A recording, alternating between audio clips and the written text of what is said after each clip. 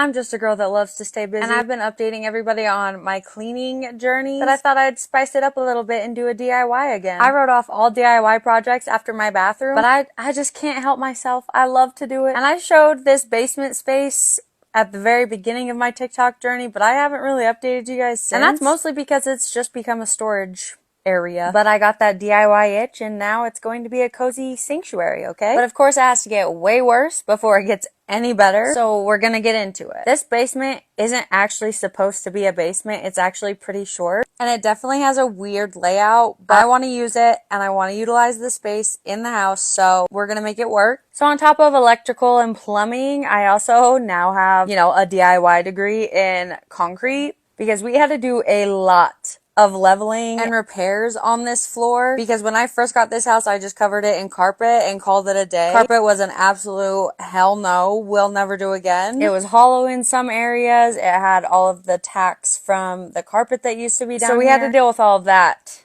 mess to begin with. And honestly, this is probably my favorite DIY that I've done, because it's the easiest going and the fastest DIY project that I've done in this house. So I have zero complaints about this. I'm doing the same flooring that I did upstairs, and it's from the brand Florit, and it's in the Nikon Signature. And it's a really pretty white oak looking floor, but it is LVP. And it has held up so well upstairs that obviously I needed to put it in the basement. But this time I did the micro bevel instead of the enhanced bevel. And it really makes me wish I had this for the upstairs. They just got it in like 6 months ago, so it's just newer. But I love the way it looks, and it's so easy to clean. Once we got all of the concrete figured out, then it was time to lay the underlayment, and we just went with a soundproofing, and then we added the waterproofing tape around the edges just in case, because it is in a basement and you never know when those things are gonna flood, especially with these old houses. And then we got to play the fun game of Tetris of where were we gonna put everything that was in the basement, especially because, like I said, it did become a storage unit, so it had a lot of my cleaning stuff. The laundry room is down here, all the extra furniture.